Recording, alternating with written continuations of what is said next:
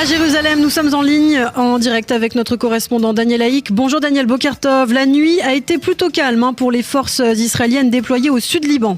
Oui, effectivement, pas d'incident majeur à recenser. Et au sein de Tsahal, on explique que les forces sur le terrain tentent actuellement de trouver des moyens plus astucieux pour se protéger de la menace principale, celle représentée par les drones explosifs du Hezbollah. L'un des moyens qui a déjà été expérimenté au cours des derniers jours, ce sont des filets de protection qui enveloppent les jeeps et transports israéliens.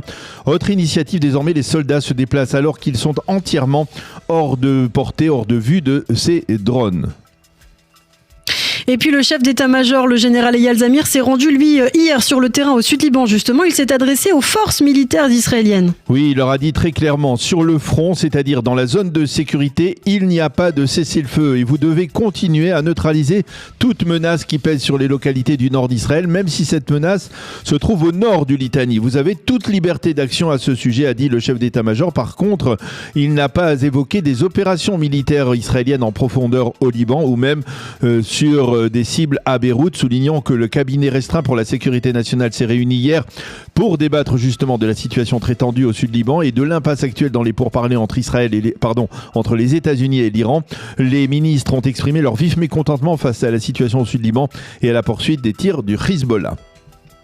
Et puis au Liban, le président Joseph Aoun semble de son côté être de plus en plus déterminé à négocier avec Israël un accord de non-belligérance. Oui, le président libanais serait parvenu à la conclusion qu'une telle démarche lui permettra à moyen terme de renforcer les infrastructures du pouvoir central à Beyrouth, en particulier l'armée libanaise, et donc d'affaiblir ainsi le Hezbollah.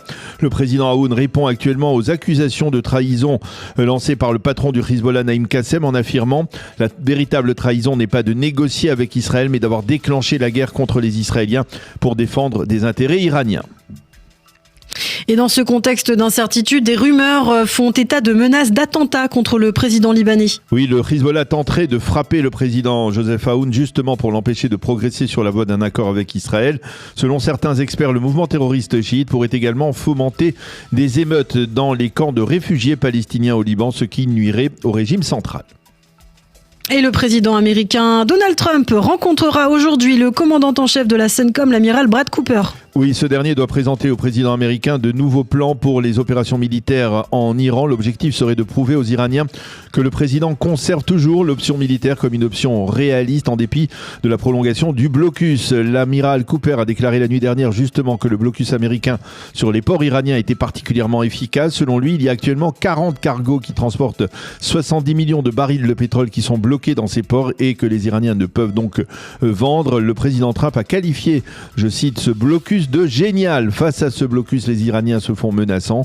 Nous allons bientôt riposter avec une opération sans précédent, ont affirmé des autorités iraniennes à Téhéran. On ne sait pas exactement de qui il s'agit. Enfin, le président Trump a confirmé hier qu'il n'y aura pas d'accord avec l'Iran si le régime ne renonce pas totalement à son programme nucléaire. J'attends un message de capitulation de la part des Iraniens, dit le président.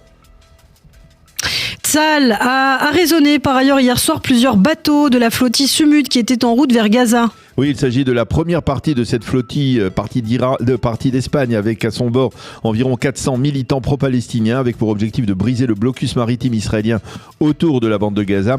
Les forces de la marine israélienne ont arraisonné ces embarcations très loin du littoral, à proximité des côtes de la Crète. Le ministère israélien des Affaires étrangères a publié des photos de l'intérieur de ces bateaux et l'on y voit essentiellement, on va dire, de la drogue et des préservatifs. C'est l'aide humanitaire que ces militants ont transportée vers Gaza, a affirmé le ministère israélien des Affaires étrangères. Côté israélien, on rappelle que la bande de Gaza n'a guère besoin actuellement d'aide humanitaire puisque chaque semaine, ce sont 4200 camions d'aide alimentaire et médicale qui pénètrent dans la bande de Gaza. Et dans ce contexte de guerre, Tsahal prend les devants et accélère sa production d'armes. Oui, effectivement, la première partie de la guerre sous l'administration Biden a prouvé qu'Israël devait être, dans la mesure du possible, plus autonome en matière d'armement et de munitions. C'est pourquoi l'échelon politique israélien a donné des directives afin de garantir à Israël une telle autonomie. Hier, le directeur général du ministère de la Défense, le général Amir Baram, a réuni les patrons de l'industrie militaire comme les industries aéronautiques, Rafael et Elbit pour leur demander d'accélérer plus encore la production d'armes et de munitions afin de permettre à Israël et à Tsahal d'envisager les différents cas de figure, y compris celui d'un prolongement de la guerre. De facto, les patrons de ces industries militaires ont expliqué qu'ils travaillaient déjà en continu et battaient actuellement des records de production. Merci beaucoup Daniel, on vous retrouve tout à l'heure à 7h30 pour la revue de la presse israélienne.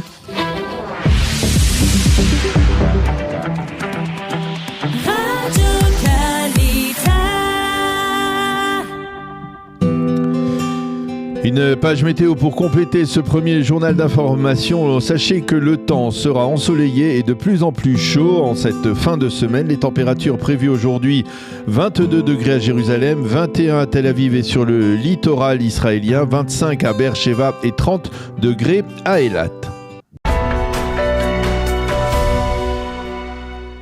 Le plaisir d'être en ligne avec le député Chass Yossi Tayeb. Yossi, bonjour, Boker Tov. Boker Tov, Daniel. Merci d'être avec nous ce matin. On voulait avoir d'abord votre réaction à la dernière information qui vient du bureau de la conseillère juridique du gouvernement, Galit Barab-Miara, qui a décidé hier, on va dire apparemment de manière arbitraire, d'imposer une sanction, une nouvelle sanction, cette fois en direction des yeshivot qui auraient des élèves dans le cadre de ces yeshivot, qui auraient des élèves qui ne voudraient pas s'enrôler dans l'armée israélienne. Eh bien, ces yeshivot seraient sanctionnés puisque, ils ne pourraient pas distribuer de serfa à leurs donateurs. C'est une décision, c'est une nouvelle arme dans l'armada de la conseillère juridique du gouvernement que on n'avait pas vu venir pour l'instant dans le monde orthodoxe. Non, on s'attendait à tout. Je pense que Miara, ce qu'elle fait ces dernières années, je vais être clair, Daniel, ce qu'on voit et sa décision d'hier, je pense qu'elle dépasse largement une simple décision administrative. Quand on s'attaque de manière répétée à un public spécifique, quand on crée volontairement des tensions au lieu d'essayer de les apaiser, je pense qu'on doit se poser la vraie question, à qui tout ça sert. C'est ça. Quel est l'objectif d'une telle mesure, on va dire concrètement? Exactement, parce qu'au fond, ce genre de démarche, il est clair qu'elle ne renforce pas la société israélienne, bien au contraire, elle divise, elle affaiblit. Et je dis ça, Daniel, avec une grande responsabilité. Malheureusement, certains utilisent ces sujets sensibles pour faire de la politique, pour créer des crises, pour déstabiliser le gouvernement. Je pense que c'est pas une décision sérieuse, c'est pas responsable. Je pense que les orthodoxes ne sont pas un outil dans un jeu politique. Les orthodoxes sont des citoyens, des familles, une partie intégrante de la société israélienne, du peuple d'Israël. On ne peut pas accepter que des décisions soient prises avec en arrière-plan des considérations politiques étroites, alors au détriment de l'unité nationale. Je pense qu'aujourd'hui, Daniel, on a besoin qu'Israël ait une stabilité, a besoin de responsabilité, de respect mutuel, et pas de manœuvres, pas de provocation. Et je le dis clairement, Daniel, le public orthodoxe et nous, les représentants, on laissera personne diviser la société israélienne pour des intérêts, politiques. On va revenir sur la division dans la société israélienne, mais je voudrais me focaliser d'abord sur la conseillère juridique du gouvernement. D'abord, est-ce qu'elle a le droit de prendre une telle initiative? Est-ce que cette initiative, elle peut se concrétiser? Elle peut avoir un effet, même sans être votée, par exemple, à la Knesset? Malheureusement, ce qu'on voit ces dernières années, c'est que Miara se prend des responsabilités. C'est la raison pour laquelle à la commission des lois, hier encore, il y a eu une commission autour de la loi qui va séparer les samkhouyot qu'a le Yoetz Hamishpati, donc la conseillère du gouvernement, afin justement de ne pas pouvoir la laisser prendre des décisions alors que le peuple a voté. Chacun d'entre nous se trouve à la Knesset, a été élu par le peuple. C'est le peuple qui doit décider. Dans une démocratie, c'est le Parlement, c'est le gouvernement qui décide et le peuple juge. On va arriver bientôt aux élections, que ce soit dans les 6 mois à venir au maximum. On parle de fin octobre. Le peuple israélien pourra décider s'il a été d'accord avec les décisions de la Knesset, les décisions du gouvernement. Mais en aucun cas, l'administration doit être celle qui prend des décisions d'une manière ou d'une autre. Oui. Elle est là justement pour conseiller le gouvernement et ne pas prendre des décisions à la place du gouvernement. Alors quand vous dites... Toutes les décisions qui ont été prises par Miara ces dernières années, on voit les derniers mois, que ce soit d'éjecter le ministre Ben-Gvir, que ce soit autour des yeshivot, que ce soit autour des décisions du gouvernement, que ce soit même au niveau des punitions que le gouvernement a pris en place avec la Knesset autour des terroristes qui ont été arrêtés le 7 octobre, on voit que d'une manière très ponctuelle, la conseillère prend des décisions qui sont contre la décision du gouvernement. Oui. À mes yeux, elle ne fait pas son travail, bien au contraire, elle prend les décisions à la place du gouvernement. Ce qu'elle essaye de faire, c'est de faire en sorte que le gouvernement tombe le plus vite possible afin d'aider la gauche à monter au gouvernement. Et encore une fois, je le dis, on est dans une démocratie et le peuple israélien aura la possibilité de décider au maximum le fin octobre qui sera la tête du gouvernement et qui aura la majorité à la Knesset pour le prochain mandat. Alors justement, d'abord, effectivement, on approche de l'échéance des élections, mais est-ce que vous pensez que d'ici les élections, on va dire la dissolution du Parlement israélien, la loi sur l'enrôlement des élèves des yeshivot telle qu'elle a été préparée par Boaz Bismuth, elle a une chance de passer, ou finalement on va dire que même les orthodoxes ont renoncé pour maintenir justement le gouvernement, pour ne pas jouer le jeu de la conseillère par exemple, ont renoncé à faire voter cette loi ? En ce qui se concerne le parti Chasse, on fait tout pour que cette loi passe. Il est vrai que ces derniers jours, il y a au niveau de Degel Torah et des grands rabbiniques de Degel des questions autour de cette loi. En ce qui nous concerne, on fait tout en partenariat avec Degel et avec le Likoud, avec bien entendu le Rosh HaMemshala, donc avec Benjamin Netanyahou, pour essayer de faire passer cette loi. Je pense que cette loi va amener, après on peut discuter, on peut être d'accord, on peut ne pas être d'accord, mais notre vision est que cette loi va faire en sorte que le statut de celui qui veut étudier la Torah en Israël sera réglé. Et en parallèle, celui qui n'étudie pas autour de cette loi devra aller servir Israël et faire son service militaire. C'est pas parce qu'on a une kippa noire, parce qu'on s'appelle orthodoxe ou qu'on s'appelle autrement, qu'on ne doit pas faire son service militaire. C'est pas tout à fait. Il nous exempte du service militaire et l'étude de la Torah. Celui qui n'étudie pas, je pense que le Conseil des sages et le parti Chasse l'a dit plusieurs fois et on le redit. Voilà, je le redis encore une fois ce matin. Celui qui n'étudie pas la Torah doit aller faire son service militaire. Mais cette phrase, elle ne figure pas dans la loi de Boaz Bismuth.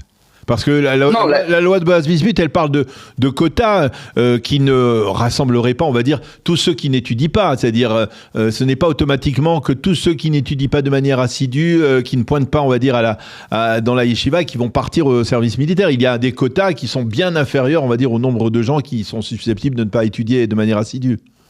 On parle autour de cette loi, Daniel, que dans les 7 ans à venir, un peu moins aujourd'hui, 5 ans et demi à venir, 50% des Bachouri et Shivot qui rentreront, donc qui auront 18 ans, devront aller faire leur service militaire. Je pense qu'il y a une procédure à avoir. On ne peut pas du jour au lendemain dire, OK, à partir d'aujourd'hui, si dans le monde orthodoxe, on a 20 000 étudiants qui demain ont 18 ans, 25 000 d'entre eux devront aller à l'armée. C'est une chose qu'on ne peut pas faire changer une société du jour au lendemain. Mais si à partir du moment où la loi rentre en vigueur et qu'on dit il y a 7500 qui doivent rentrer en 2026, en 2027 on monte déjà presque à 12 000 et au fur et à mesure on arrive à peu près à 25 000 étudiants par an orthodoxes qui devront aller faire leur service militaire.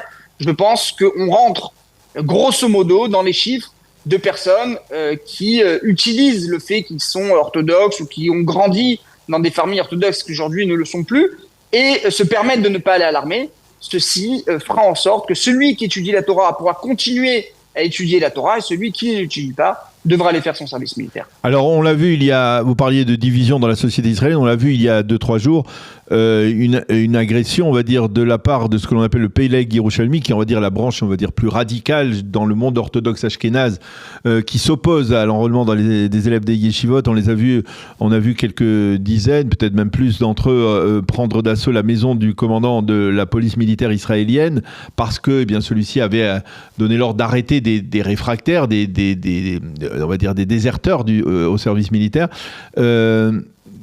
Vous comprenez que ce genre d'attitude, elle peut susciter, on va dire, une forme de malaise, au moins, dans la société israélienne, alors que l'on est en pleine guerre, qu'il y a des dizaines de milliers de soldats qui combattent au sud Liban? Tout à fait, je pense que le comportement du Peleg est un comportement qui n'est pas acceptable. Il ne représente en rien le monde orthodoxe et clairement pas Chasse et ni Degel HaTorah. Ce sont des personnes qui prennent la loi pour rien du tout et font ce qu'ils veulent. Je pense que ces personnes-là doivent payer un prix très cher. On est dans une démocratie, on est dans un pays, dans un État où il y a des lois. Les lois doivent être respectées. En aucun cas, on doit se permettre de faire des choses qui sont hors la loi et bien entendu encore moins venir attaquer un soldat ou une soldat. C'est des choses qui ont été dites d'une manière très claire par le parti, je le dis encore une fois ce matin. Ces personnes n'ont rien à voir avec le monde orthodoxe, n'ont rien à voir avec la Torah, ne représentent pas ni la Torah, ni le monde de la Torah, ni le public orthodoxe dans sa majorité. On parle d'une minorité extrémiste qui n'a rien à voir avec nous, qui n'est pas représentée à la Knesset, n'est pas représentée ni par moi, ni par mes amis. Et ces personnes-là doivent être arrêtées, doivent payer le prix fort. Dans la perspective des élections aujourd'hui, certains affirment que le monde orthodoxe, si le Likoud n'est pas suffisamment fort, si le parti de Binyamin Netanyahou n'est pas suffisamment fort pour passer et obtenir une majorité de 61 députés, eh bien, ils disent que finalement, la gauche, ou on va dire le centre aujourd'hui, pourra trouver un compromis avec des partis orthodoxes comme le parti Chasse, comme c'était à l'époque le cas au moment par exemple, des accords d'Oslo, au moment du gouvernement d'Yitzhak Rabin. Vous pensez que c'est un cas de figure aujourd'hui possible? Non, je le dis clairement, Daniel. Le parti Chasse ira avec Benyamin Netanyahou, avec la droite. La droite gagnera. Tout ce qu'on voit, c'est du buzz, du spin, des rassemblements entre Bennett et Lapid. Chasse a été clair à ce sujet. Les électeurs de Chasse, le parti Chasse, ses députés sont des personnes de droite, resteront à droite. Et on espère pouvoir gagner les prochaines élections pour pouvoir continuer à mener cette politique de droite avec à sa tête Benyamin Netanyahou. Comment vous arrivez à concilier au sein de l'électorat du parti Chasse? Vous ne craignez pas peut-être qu'il y ait une baisse de soutien du parti Chasse parce que justement, parmi l'électorat traditionnel du parti Chasse, il y a des gens qui combattent, qui sont dans l'armée, qui sont même vous, on le sait, vous avez fait votre service militaire de combattant dans l'armée israélienne. Vous ne craignez pas qu'à cette échéance électorale, eh bien, on assiste peut-être à une sorte d'affaiblissement de la part du parti Chasse parce que justement, il a adopté une position qui s'alignait, on va dire, sur les orthodoxes ashkénazes qui sont plus rigides, on va dire, en matière de service militaire? Je vais être très clair, Daniel, sur ce sujet. Je suis énormément sur le terrain. Voilà, je suis ce matin dans le Nord et j'irai à Kiryat Shmona dans les heures qui arrivent. Le terrain est avec nous. Le terrain comprend l'importance de la Torah, de l'étude de la Torah pour le peuple d'Israël et pour la terre d'Israël. La Torah nous a gardés pendant des millénaires et continuera à garder Israël pendant des millénaires. Il est clair, oui, que une grande partie, peut-être une majorité de l'électorat qui vote pour Chasse sont des personnes qui sont à l'armée, qui combattent. On l'a vu aussi dans les bulletins de vote, ce qu'on appelle les enveloppes doubles des soldats. Chasse a reçu là-bas un pourcentage qui est bien au-delà de son pourcentage dans la société israélienne, ce qui prouve encore une fois qu'une grande partie des soldats, des combattants, des personnes qui sont à l'armée votent pour Chasse, et on le voit sur le terrain. Voilà, Daniel, je vous le dis, Chasse est soutenu, continue à être soutenu par ces personnes-là. Il y a, oui, bien entendu, une question autour de l'armée. Oui, l'armée, comment, de quelle manière? Oui, une loi ou pas une loi. L'électorat Chasse est un électorat qui est très fort, très stable. On le voit aussi d'ailleurs dans les sondages, que ce soit tous les sondages, que ce soit sur la 12, sur la 13, sur la 11, sur la 14. Tous les sondages prouvent que Chasse continue à être stable avec une marge de 9 à 11 mandats, ce qu'elle a toujours reçu ces dernières années. Chasse continuera à être fort, continuera à représenter l'électorat qu'il a voté. Je ne pense pas que Chasse va perdre des mandats autour de ce sujet aux prochaines élections. Eh bien, Yossi Taïeb, merci beaucoup d'avoir accepté de répondre à nos questions. Je rappelle que vous êtes député du parti Chasse. On aura certainement l'occasion de se reparler régulièrement au cours des prochains mois, qui seront des mois de campagne électorale. Merci beaucoup d'avoir été avec nous ce matin. Bonne journée et à bientôt. Shabbat Shalom. Merci à vous, Daniel. Shabbat Shalom.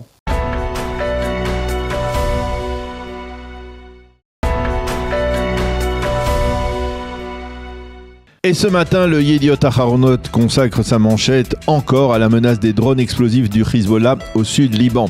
Le Yediot Aharonot titre « Une menace sous les radars » et il explique que les soldats combattant dans la zone de sécurité au sud Liban tentent actuellement de déjouer cette menace en improvisant des moyens de protection parfois artisanaux. Exemple, les forces israéliennes ont déployé des filets de protection dans les zones où ils se trouvent, mais les experts considèrent que cette protection n'est pas suffisamment efficace. Et au centre de la une du journal, le Yediot Aharonot nous montre justement un de ces filets de protection au-dessus d'une Jeep militaire. En page 4, le Yediot parle de la menace qui vient d'en haut, les drones, et de la solution qui doit venir d'en bas, c'est-à-dire des combattants israéliens eux-mêmes. Et puis, il faut se demander ce qu'écrivent les commentateurs israéliens ce matin au sujet de cette situation sécuritaire, en particulier dans le nord d'Israël, le long de la zone de sécurité au sud Liban. Dans le Israël Hayom, le général Oren Avman écrit ce matin que le Hezbollah considère actuellement le piétinement diplomatique comme une faiblesse de la part des Israéliens et il est en train d'en profiter. Selon le général Avman, Tsahal doit éviter d'installer des fortins dans cette zone de sécurité car cela nous ramènerait à une approche militaire défensive qui a déjà prouvé ses limites et ses lacunes. Elisha Ben Kimoun dans le Yediot Aharonot explique que pour éviter d'être une cible pour les drones du Hezbollah, les combattants de Tsahal se déplacent désormais beaucoup plus prudemment. Conséquence, les drones frappent plus des engins massifs que des soldats individuels. Et puis la chaîne 12 de la télévision israélienne a obtenu hier soir une interview exclusive du président américain Donald Trump. Dans cette interview, le président Trump a promis de maintenir le blocus des ports iraniens jusqu'à ce que le régime des Mollahs cède et accepte un accord qui puisse répondre aux menaces du nucléaire iranien. Dans cette interview, le président affirme avoir suggéré au Premier ministre Benyamin Netanyahou de frapper de manière plus chirurgicale, a-t-il dit, au sud Liban, sans par exemple avoir besoin de détruire des immeubles entiers. Et enfin, le président Trump a également rappelé la nécessité pour son homologue, le président israélien Yitzhak Herzog, d'accorder une amnistie à Benyamin Netanyahou dans ses procès. Et puis ce matin, le Israël Hayom revient sur le déclenchement de la guerre à la fin du mois de février dernier. C'est Danny Zaken qui a enquêté sur les développements qui ont permis le déclancement des combats. Il affirme que la décision de frapper l'Iran le 28 février dernier a été prise lors de la rencontre entre Donald Trump et Benyamin Netanyahou à Mar-a-Lago en fin décembre 2025. Et il précise que contrairement à ce que la presse et les médias américains ont affirmé ces dernières semaines, ce n'est pas Israël qui a poussé Donald Trump à attaquer, mais c'est le président lui-même qui était bien plus convaincu même que les Israéliens qu'il fallait attaquer. Les Israéliens auraient alors été plus sceptiques que Donald Trump quant à la probabilité de pouvoir faire chuter le régime des Mollahs uniquement à l'aide de bombardements aériens.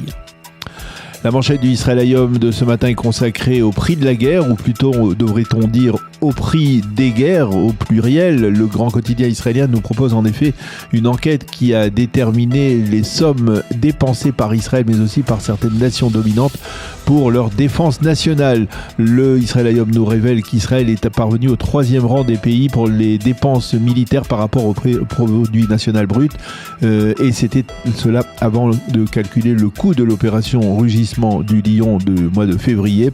Les pays qui dépensent le plus pour la défense nationale sont aujourd'hui les États-Unis en première position avec 954 milliards de dollars, la Chine avec 336 milliards, la Russie avec 190 milliards, l'Allemagne avec 114 milliards, l'Inde avec 92 milliards et en 11e position on trouve Israël avec 48 milliards de dollars.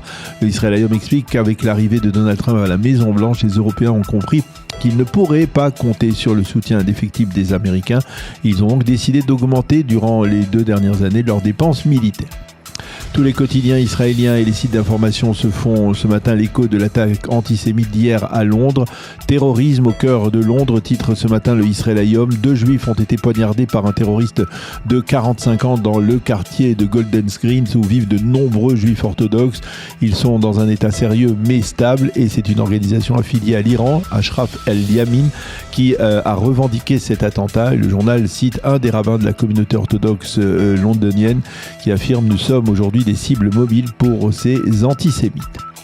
Et puis Naftali Bennett s'est livré au cours des dernières 24 heures à un blitz d'interviews dans les journaux et les médias israéliens.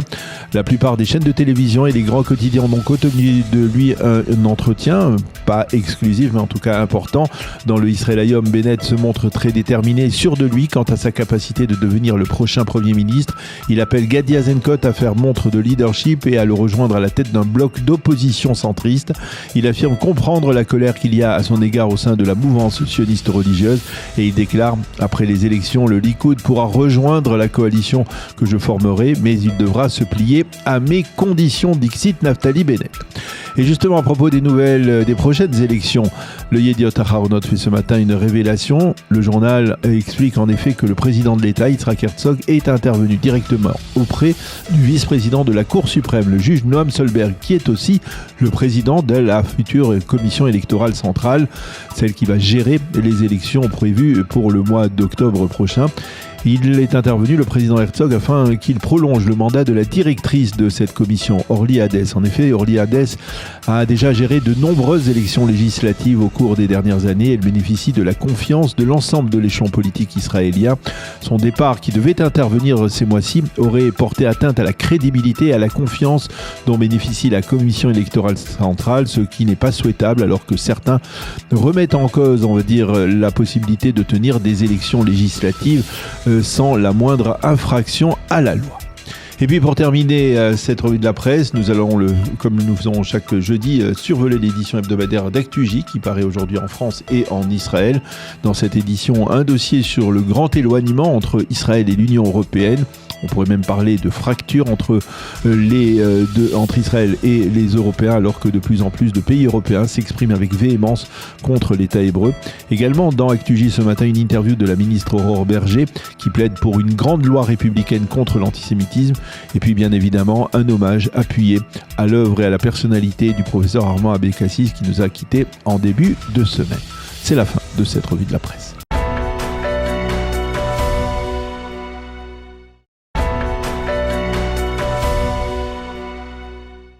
Eh bien, nous avons le plaisir ce matin d'être en ligne avec Georges Bensoussan. Georges, bonjour. Bonjour Daniel. Merci d'être avec nous ce matin. Pas besoin de vous présenter. Vous êtes écrivain, historien dans de multiples grands thèmes de l'histoire du peuple juif de ces 100 dernières années en particulier, la Shoah bien entendu, mais aussi l'histoire du sionisme. Et c'est à l'occasion de la publication de cette nouvelle histoire du sionisme aux éditions Gallimard que nous vous avons sollicité pour essayer de mieux comprendre un peu. Tout d'abord, Georges, pourquoi était-il besoin de faire une sorte de nouvelle histoire du sionisme ? Ça veut dire que l'ancienne, celle que vous avez écrite il y a quelques années, l'histoire intellectuelle et politique du sionisme, elle nécessitait des compléments ou des adaptations ? Oui, vous avez raison, parce qu'il y a l'histoire du sionisme, l'histoire intellectuelle et politique du sionisme date de 25 ans. Et en 25 ans, l'historiographie a beaucoup changé. Elle a énormément progressé en Israël, surtout aux États-Unis un peu, en France pas du tout. Donc je me suis inspiré beaucoup des travaux israéliens et américains, bien sûr, et aussi de mes propres travaux. Quand j'ai travaillé sur la fin des Juifs du monde arabe, eh bien, j'ai découvert, entre autres aux archives sionistes à Jérusalem, un grand nombre de documents qui pouvaient servir à cette nouvelle histoire du sionisme. Donc ce n'est pas une redite de l'ancienne histoire, c'est un nouveau livre, où il y a en particulier d'abord une prolongation chronologique. L'ancienne histoire, je l'ai arrêtée à 1940. Cette fois, je vais à 1950 et j'inclus la guerre d'indépendance, la décision difficile de l'ONU 47, les réfugiés palestiniens et la fameuse Nakba. Tous ces sujets qui sont très importants pour comprendre l'actualité, je les traite dans le dernier chapitre. Et puis, il y a aussi quelque chose de très important qui n'existait pas il y a 25 ans. C'est l'importance du Yishuv séfarade d'avant la première aliyah des Russes et des Roumains.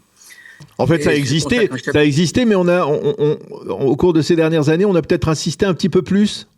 Davantage. Alors, il y a des travaux, précisément israéliens, uniquement israéliens, Oui. sur le sujet qui montrent qu'il y a eu entre 1830 et 1850 une grande alia du Maroc et d'Algérie qui a jeté les bases de ce qu'allait permettre le foyer national juif à partir de la première alia qui est yéménite, on l'oublie toujours, et ensuite en 81, et ensuite de l'alia russe et roumaine.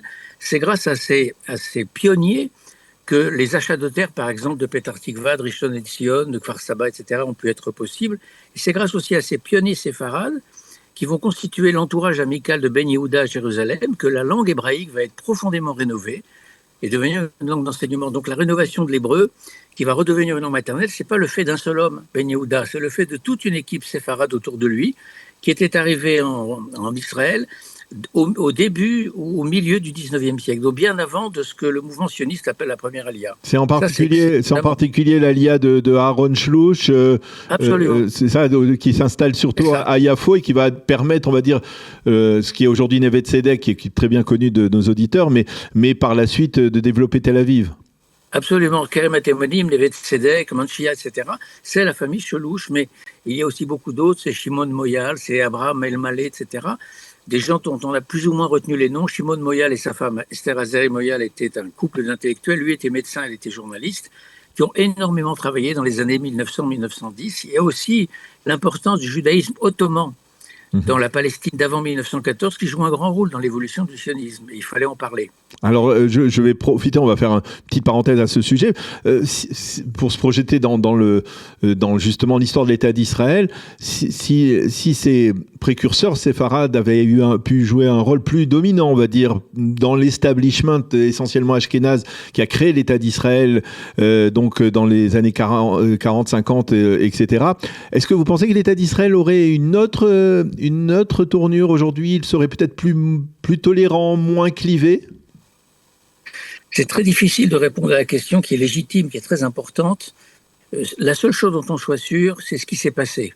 Oui. À savoir que le Yishuv séfarade et ses intellectuels, dont j'ai cité quelques noms là à l'instant, mais aussi David Yelin et beaucoup d'autres, ils étaient arabophones et ils ont beaucoup fait auprès de la direction du mouvement sioniste qui était ashkénaze, européenne, et aussi en Eretz Israël, David Roupin, qui représentait l'organisation sioniste.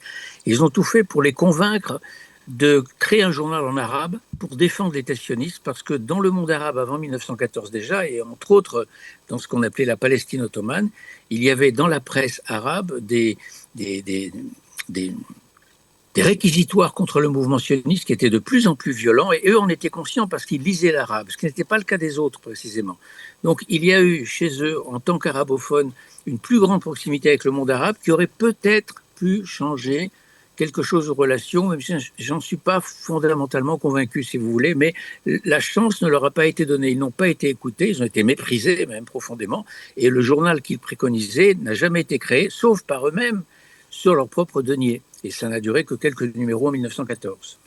Alors, un autre développement que l'on peut trouver dans cet ouvrage, dans cette nouvelle histoire du sionisme, c'est l'identité.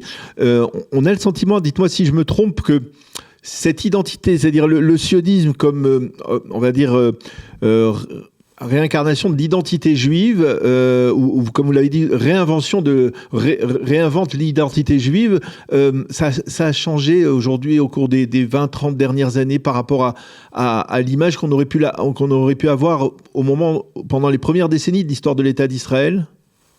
Oui, tout à fait. C'est-à-dire que quand le mouvement sioniste est né, autant en Eretz Israël que dans l'Empire russe dans les années 1860-1880, parce que ce qu'on oublie aussi, ça c'est un aspect important du livre, c'est que j'accorde une grande importance à la renaissance de l'idée hébraïque et de l'idée nationale dans le Yishuv séfarade avant l'arrivée des sionistes. Eh bien, ce qu'on a perdu de vue, c'est qu'effectivement, quand le sionisme est né sur le fond, il est né de la part d'intellectuels, en particulier en Europe de l'Est, c'est-à-dire dans l'Empire russe, qui étaient de plus en plus éloignés de la tradition et éloignés des mitzvot, de la cacheroute, du Shabbat, etc. Et d'une certaine façon, on peut dire que le sionisme est né comme volonté de redessiner l'identité hébraïque et l'identité juive sous la forme d'une identité nationale. C'est-à-dire qu'on peut être juif en dehors de la synagogue parce que le judaïsme n'est pas une religion, c'est un peuple, c'est une nation, c'est une civilisation en soi. Ça, c'est une chose. Mais la grande question qui s'est posée à ces pionniers et à leurs enfants, qui à leur tour sont devenus des parents, c'est que transmettre. Et là, on s'aperçoit, après un siècle de sionisme, après 80 ans d'État d'Israël, que si l'identité israélienne se détache complètement du judaïsme, alors elle n'a plus d'existence en tant que telle. Elle est fragilisée, et cette fragilisation, elle se traduit dans l'État d'Israël aujourd'hui. C'est-à-dire que d'une certaine façon, pour que le sionisme advienne, il fallait qu'il s'éloigne de la tradition. Pour que le sionisme se pérennise, il faut qu'il revienne au texte. Je ne parle pas de la foi ni de la croyance en Dieu, ça n'a rien à voir, mais qu'il revienne au texte, c'est-à-dire qu'il est inséparable du monde juif et de la culture hébraïque en règle générale. C'est ça le paradoxe. Ça s'est déjà exprimé à travers, on connaît une phrase de Yaakov Razan, qui était un des leaders du MAPAM, qui exprimait, on va dire, sa frustration. Il parlait des nouvelles générations d'Israéliens qui disaient on pensait faire de vous des apicoros, des épicuriens, on a fait de vous des bourgs et des améharet, ça veut dire des gens totalement ignares concernant l'histoire, en tout cas le lien, la Torah, les textes juifs. C'est ce sentiment d'échec que vous exprimez aussi. Oui, c'est ça. C'est-à-dire qu'en fait, si l'identité israélienne veut complètement rompre avec le judaïsme, alors elle n'a pas d'avenir sur le fond.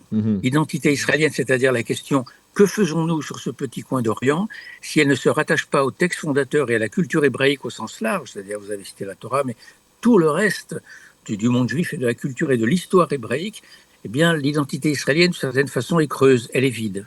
Alors concrètement aujourd'hui, ça explique cette nouvelle lecture, par exemple, lorsque vous parlez de nouvelle lecture du sionisme, on peut parler de la nouvelle lecture de Herzl que par exemple le docteur Yitzhak Weiss a rédigé, ou dans lequel il dit qu'en fait Herzl était plus, on va dire, proche de la tradition qu'on ne l'a dit, et on a délibérément caché, on va dire, cette tendance d'Herzl à vouloir rester quelque part un peu identifié à certains textes. C'est aussi ce qui se traduit aujourd'hui dans la réalité israélienne avec, on va dire, un développement du mouvement sioniste religieux et peut-être aussi la problématique du monde orthodoxe. Alors, je ne dirais pas pour le monde orthodoxe, mais je dirais que le développement du sionisme religieux était d'une certaine façon inscrit dans le développement du sionisme. C'est-à-dire qu'à un moment ou à un autre, allait se poser la question de savoir quel contenu donnons-nous à notre identité israélienne. Le sionisme religieux en participe. Le monde orthodoxe, c'est-à-dire le monde des Haredim, est un peu à l'écart de tout ça. Il est même franchement à l'écart de la nation. C'est vrai. Et je reviens sur Herzl, vous avez raison. La caricature qu'on a faite d'Herzl, c'est d'un juif assimilé. Oui. Totalement assimilé, qui tout d'un coup découvre la grâce de l'idée d'un État juif en assistant à la dégradation du capitaine Dreyfus. En fait, Herzl n'a jamais été un juif assimilé, il a toujours été obsédé par la question juive, mais sous l'angle antisémite. Uniquement d'antisémitisme. Il ne connaissait pas grand-chose de la culture juive, d'ailleurs, il le reconnaissait lui-même, et c'est pour cela d'ailleurs que son livre ne s'appelle pas l'État juif, mais l'État des juifs. C'est une grande différence avec le sionisme culturel de Russie et de Hadam, qui lui prônait un État juif, ce qui est fondamentalement une autre chose. Alors, bien entendu, cet ouvrage, il a été écrit après au moins en partie, je suppose, après le 7 octobre. Dans quelle mesure, on va dire, cette nouvelle histoire du sionisme, elle est imprégnée, on va dire, de ce que nous avons vécu au cours des 2 dernières années et demie ? Bien, je pense que vous avez raison de dire ça a été écrit après 7 octobre. D'abord, ça a été écrit avant et un peu après. Vous avez raison, c'est un travail d'une longue maturation de 4 ans. Mais on ne peut pas écrire en dehors de l'époque où on écrit, c'est-à-dire qu'on en est forcément imprégné. Donc je dirais pour ceux qui ont connu les 2 livres, quand ils comparent la lecture des 2 livres, ils diront que le premier livre est un livre beaucoup plus enchanté, beaucoup plus optimiste. Le second est un livre qui voit davantage les ombres au tableau et qui repose les questions de façon plus sensible, plus crue, et en particulier, d'ailleurs, c'est important à noter, sur l'histoire du conflit lui-même, comment il s'est développé. Et là, il y avait énormément de choses nouvelles à dire, bien sûr, qui correspondent à une forme de désenchantement. Alors, ça ne veut pas dire que le sionisme est désenchanté, loin de là. Ça signifie simplement que le sionisme reste quand même la grande espérance du XXe et du XXIe siècle juif, mais elle est forcément marquée par cette impasse qui consiste à dire que si le sionisme a voulu rompre avec la solitude juive, d'une certaine façon, l'affaire est manquée. Mais ça n'est pas du fait du sionisme lui-même, c'est l'affaire du fait de la judéophobie elle-même qui est une passion paranoïaque, dont on ne vient pas à bout, dont on ne peut pas venir à bout si on n'analyse pas rationnellement. Et ça n'a rien à voir avec ce que font les Juifs ou ce que fait l'État d'Israël. C'est bien le drame d'ailleurs de l'antisémitisme. Alors oui, effectivement. Sur le plan personnel, pour vous, Georges, le 7 octobre, ça a d'une certaine manière redéfini ce que vous nous disiez par rapport à la pérennité de l'État d'Israël, à la pérennité du message sioniste. Ça a redéfini certains paramètres ? Alors, pérennité de l'État d'Israël, ça repose en pleine lumière, de façon cruciale, la précarité existentielle de l'existence juive dans le monde aujourd'hui, ce qu'on n'imaginait pas 80 ans après la Shoah. La précarité également de l'État d'Israël, malgré la force de l'armée israélienne, malgré tous les succès que l'on connaît. L'isolement d'Israël aujourd'hui est tragique. Mais surtout, ce que le 7 octobre a marqué dans la société israélienne, tel que je le vois, puisque j'y réside une partie de l'année, c'est qu'un grand nombre d'Israéliens se sont vraiment posé la question de savoir ce que faisait-il dans ce pays. Et ce que je constate là où je suis très souvent, à Rishon LeZion, c'est qu'il y a un retour vers une pratique religieuse qui était inconnue encore il y a 4 ou 5 ans de la part d'un grand nombre d'adolescents, par exemple. On voit le port de la kippa, des tzitzit, beaucoup plus répandu aujourd'hui qu'il y a 5 ans. C'est une redéfinition de l'identité israélienne qui passe par le judaïsme, et le 7 octobre a été un peu un choc révélateur sur ce plan-là. Mais en aucun cas, il ne remet en cause la pérennité du sionisme ou la validité du projet sioniste, contrairement à ce que certains ont dit, à savoir que Israël a perdu son pari d'être un État refuge, mais jamais les sionistes ont voulu créer un État refuge. Les sionistes ont voulu créer une nouvelle nation hébraïque, ça n'a rien à voir. Encore une fois, entre la vision d'Herzl, l'État des Juifs, et la vision d'Achadam, l'État juif, c'est la vision d'Achadam qui l'a emporté, c'est l'État juif. Et le fait que ce soit, d'une certaine manière, presque de génération en génération depuis la création de l'État d'Israël, ce soit les ennemis d'Israël qui provoquent cette redéfinition du sionisme, cette redéfinition de l'identité juive et sioniste en Israël, c'est quand même c'est un élément important dans votre approche aujourd'hui ? Oui, mais c'est vrai de tout phénomène humain, c'est-à-dire que toute identité se construit en réaction à et en opposition à, et à la suite d'un conflit avec. Si vous prenez l'histoire de la Révolution française, vous constatez une chose, c'est que les événements dramatiques de la Révolution française sur 10 ans sont largement dictés par la guerre que mène la France à l'Europe coalisée contre elle. Eh bien, l'histoire du sionisme, ça n'est pas un long fleuve tranquille. L'histoire du sionisme est totalement modelée par le conflit avec la société arabe et avec le monde arabe en général et avec l'islam, ce qu'on oublie en général dans les analyses, et avec l'islam, parce que le combat palestinien a pris une forme djihadiste dès les années 1920. Et donc forcément, c'est la suite de cette influence du conflit que l'identité sioniste et l'identité israélienne s'est modelée de façon différente au fur et à mesure des années. Mais encore une fois, c'est vrai de tout phénomène dans l'histoire humaine. Pour l'avenir, votre vision de l'État d'Israël, à travers toutes ces recherches et tout l'enseignement que l'histoire peut apporter, c'est quoi exactement pour vous ? L'avenir, comme l'avenir des communautés juives en diaspora est assez sombre aujourd'hui. Oui. L'avenir d'Israël un peu moins, paradoxalement, je dirais beaucoup moins. Je pense que les diasporas sont en crise beaucoup plus grave. Et l'avenir de l'État d'Israël, il se joue essentiellement sur cette redéfinition de l'identité israélienne dont j'ai parlé, et surtout sur la réparation des fractures qui aujourd'hui affaiblissent, amoindrissent la nation israélienne. C'est une nation qui ne peut, en guerre permanente, et qui ne peut pas se permettre de tolérer autant de fractures sociales en particulier, fractures laïques, religieuses, qui sont extrêmement graves pour l'avenir. La question des Haredim aujourd'hui est une question cruciale dans l'État d'Israël d'aujourd'hui, en particulier en matière d'armée, en matière de sécurité. Eh bien, Georges Bensoussan, merci beaucoup de nous avoir éclairé sur cette nouvelle histoire du sionisme, votre dernier ouvrage, bien entendu que l'on a envie de lire après vous avoir entendu. Merci beaucoup d'avoir été avec nous ce matin. Bonne continuation, à bientôt, Georges. Merci, Daniel Haïk. On connaît Wingate comme l'institut du sport de haut niveau en Israël, athlètes, performance mentale, récupération, nutrition.